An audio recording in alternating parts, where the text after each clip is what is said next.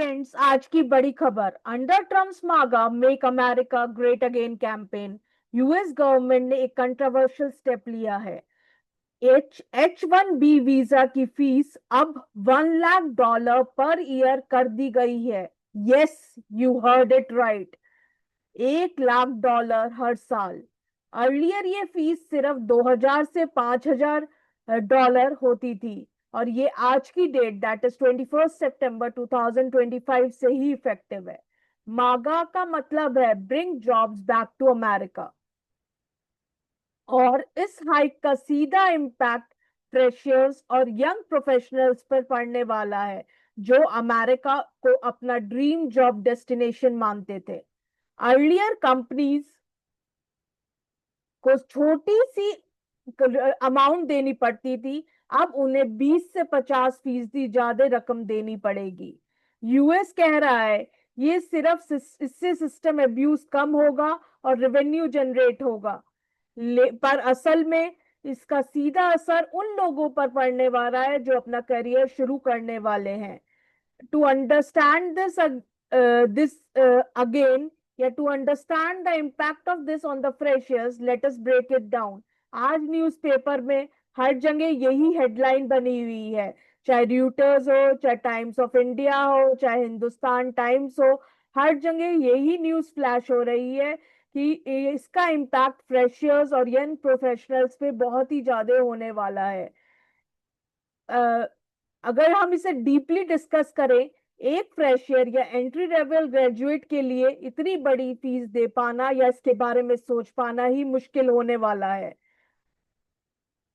फिर secondly, companies की strategies में चेंज होगा। वो फ्रेशर को हायर करने के लिए अब उन्हें सोचना पड़ेगा से वो एक्सपीरियंस को हायर करेंगी जिससे उनकी कॉस्ट जस्टिफाई हो पाए।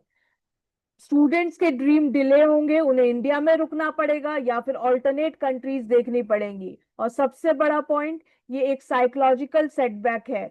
मैनी स्टूडेंट्स में फील कि उनका यूएस ड्रीम अब अनरीचेबल हो गया है। What will be the broader impact of this step which has been taken? Indian IT giants, चाहे टीसीएस हो, इंफोसिस हो, विप्रो हो, वो सबसे ज्यादा H1B वीजा उनके लिए यूज करते हैं। अब उनके लिए फ्रेशर को यूएस भेजना कॉस्टली होगा। लॉन्ग टर्म रिजल्ट क्या हो सकता है अगर हम इस पे डिस्कस करें? टैलेंट कनाडा, ऑस्ट्रेलिया या यूरोप जैसी डेस्टिनेशन की तरफ शिफ्ट होगा, और यूएस की टेक कंपनीज या यूएस की टेक इंडस्ट्री को फ्रेश यंग ब्रेन्स मिलना मुश्किल हो जाएगा। Talking about freshers, what can they do in this scenario? अगर हम फ्रेशर्स की बात करें, वो इस सिनेरियो में क्या करते हैं, and which is the most important point which needs to be discussed.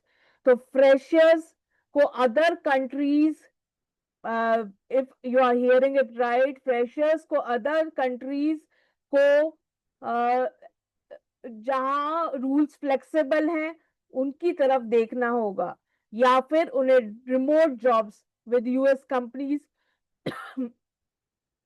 जहां वो इंडिया से ही काम करेंगे उस तरफ झुकना होगा, या they have to build their skills strong, चाहे एआई हो, डाटा साइंस हो, साइबर सिक्योरिटी हो, सो दैट कंपनीज फील कि आप इन्वेस्टमेंट के लायक हो। और सबसे इंपॉर्टेंट, हमें अभी यूएस और इंडिया के बीच जो पॉलिसीज है उनके बीच उन्हें हमें ट्रैक करते रहना है कि शायद कुछ रिलैक्सेशन आ जाए फ्यूचर में। To end up, the bottom line दोस्तों यही है, H1B वीजा हाइक जो है एक बड़ा बैरियर क्रिएट करता है स्पेशली फ्रेशर्स के लिए, लेकिन इसका मतलब ये नहीं है अपॉर्चुनिटीज खत्म हो गई है। कैरियर के नए रास्ते खुल रहे हैं, बट आपको उनका सही डायरेक्शन आपको ही चुनना है। जैसे ईफॉस हमेशा बताता है, आपको सही डायरेक्शन अपने आप ही चुनना है। अगर आपको लगता है क्या इम्पैक्ट होगा इसका, क्या मागा पॉलिसी इंडियन फ्रेशर्स के लिए अमेरिका के ड्रीम खत्म कर देगी, you can comment below in the chat box. आप चैट बॉक्स में कमेंट छोड़िए, हम उन और आप चैनल को लाइक एंड सब्सक्राइब किए। Thank you everyone for being patient and watching.